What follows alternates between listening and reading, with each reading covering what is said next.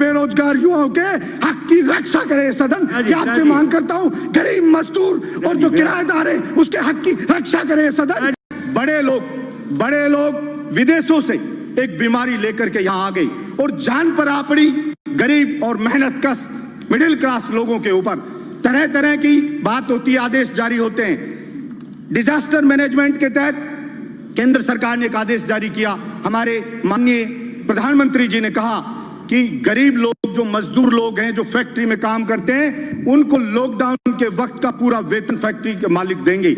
लेकिन एक भी गरीब को, हिंदुस्तान को, अगर सच्चाई आप जानना चाहते हैं तो आपने बोला, और स्टेट गवर्नमेंट ने भी, मैं कोई पक्ष नहीं लूंगा, अगर गलती स्टेट गवर्नमेंट की होगी तो निश्चित रूप से छाती ठोक के विरोध भी करके मैं बोलूंगा कि यह चीज गलत है। हिंदुस्तान की सभी स्टेट गवर्नमेंट ने आदेश जारी कर दिया, डायरेक्शन जारी कर दिए कि हाँ, सबको लॉकडाउन के वक्त का वेतन दिया जाएगा, लेकिन एक को भी नहीं मिला, एक भी आदमी को। इसलिए मैं मांग करता हूं इस सदन के अंदर कि आप कोई बिल लेके आए और आप बिल्कुल इस चीज के लिए स्ट्रिक्टली उसको जारी करवाएं। केवल बोलने से सस्ती लोकप्रियता हासिल करके पीछा नहीं छूटेगा। आप उस गरीब को उसका हक दिलाएं, उसको जो उसकी नौकरी छूट गई, निकाला जा रहा है, उसका वेतन नहीं मिल रहा है, उसको दिलाएं। स्कूल लगी नहीं एक दिन भी, मैंने कभी नहीं सुना कि ऐसा हो सकता है एक दिन बच्चा स्कूल में नहीं गया, कोई टीचर ने उसको पढ़ाया नहीं है। गरीब मजदूर है, महंगी महंगी फीस है, उसके घर पे रोज कॉल आ रहे हैं और आप ऑनलाइन क्लास चालू कर दी तो उसको बेइज्जत किया जाता है। उस गरीब मजदूर के बच्चे को, फलाना लड़के आपकी फीस जमा नहीं हुई है, आपके पेरेंट्स को बोलिए फीस जमा कराएं। मैं कहना चाहता हूं इस सदन के अंदर एक भी व्यक्ति ने इस बात पर चर्चा नहीं की कि भाई इस गरीब की स्कूल की फीस कैसे माफ होगी। और सुप्रीम कोर्ट में गए, अभिभावक गए, तो सुप्रीम कोर्ट ने कहा हर स्टेट के अलग अलग चीजें प्रॉब्लम है, अलग अलग स्थिति, आप हाई कोर्ट में जाइए, वहां की गवर्नमेंट से बात करिए। लेकिन मैं कहना चाहता हूं, आपने बोल दिया एक बार, बोलने से नहीं होगा। मेरे बहरोड में बुला के सारे स्कूल मालिकों को कहा कि बलजीत यादव जिंदा है जब तक यहां पे कोई किसी की फीस नहीं ले सकता, गरीब मजदूर की। मेरी छाती पे चढ़ के फीस ले सकते हो, उसके लिए मुझे चाहे अरेस्ट कर लेना, चाहे कह देना ये कानून को नहीं मान रहा है, लेकिन कानून या तो बनाइए और नहीं बनाएंगे तो निश्चित रूप से अन्याय नहीं होने देंगे। हम लड़ेंगे और जनता की डिमांड होती है, वैसे ही कानून बनते हैं, बिगड़ते हैं, बनाए जाते हैं नहीं। इसलिए सरकार में मांग करता हूं कि ये कानून बिल लेके आए और उसको कहे। और अभी कई स्टेट ने किया, यूपी ने स्टेट ने किया, नहीं माना तो यूपी स्टेट ने एक बिल वो लेकर के आई, ऑर्डिनेंस जारी करवाया, self finance independent school act 2020।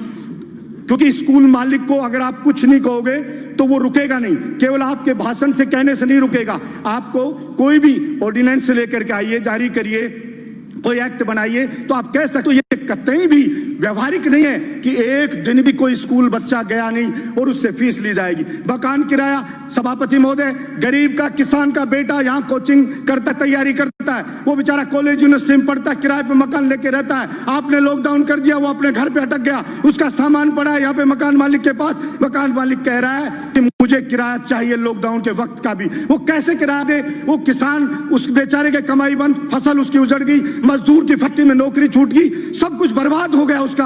और फिर उससे कह रहा बिजली का बिल आ रहा है, वो बिजली का बिल माफ करना चाहिए उसका। और वो मकान किराया, आप अगर कोई वास्तव में नीडी है, वास्तव में कोई गरीब है, मकान मालिक कि उसके सब कुछ उसी पर चलता है, तो सरकार सर्वे करवाए और केंद्र सरकार और स्टेट गवर्नमेंट मिलकर के वो मकान किराया दे। कोई बहुत ज्यादा किराया नहीं है। आप सैनिटाइजर छिड़का रहे हो, सब बातें करें, सैनिटाइजर छिड़को, कुछ नहीं होना सैनिटाइजर, पानी छिड़केंगे खा जाएंगे लोग बाग।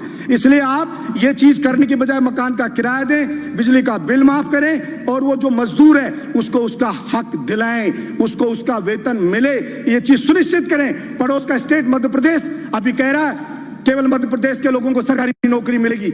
मैंने पहले भी पिछले सदन में इस बात को उठाया था। 21 स्टेट हिंदुस्तान के ऐसे हैं जिसके अंदर राजस्थान के जो अभ्यर्थी हैं उनके सिलेक्शन की जो परसेंटेज देखो 0 है, वहां नहीं लिया जा रहा है। अगर या तो हो कि पूरे हिंदुस्तान में कोई भी स्टेट ये बाउंड नहीं करे कि हमारे स्टेट का आदमी नौकरी लगेगा, और अगर लगेगा तो राजस्थान के जवान के साथ फिर अन्याय बर्दाश्त नहीं किया जाएगा। सरकार जहां भी कानून लेके आए, सारा ठेका राजस्थान के युवा ने नहीं उठा रखा कि सारी की सारी कीमत राजस्थान का युवा उठाएगा।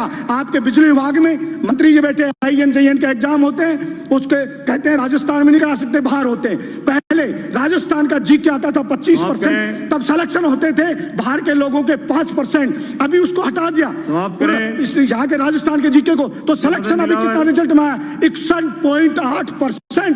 बाहर के लोग यहाँ पर आ गए और यहाँ के राजस्थान के लोग रह गए। इसलिए मैं मांग करता हूँ एक खत्म कर रहा हूँ, एक मिनट पीडब्ल्यूडी में हुआ, उसके अंदर जीके है राजस्थान की, उसमें 5% बाहर के लोग आए। मांग करता हूं कि राजस्थान के बेरोजगार युवाओं के हक की रक्षा करे सदन की आपसे मांग करता हूं। गरीब मजदूर और जो किराएदार है उसके हक की रक्षा करे सदन, ये मैं मांग करता हूं और इसके ऊपर बिल लाया जाना चाहिए, ये मैं मांग करता हूं। धन्यवाद सभापति महोदय।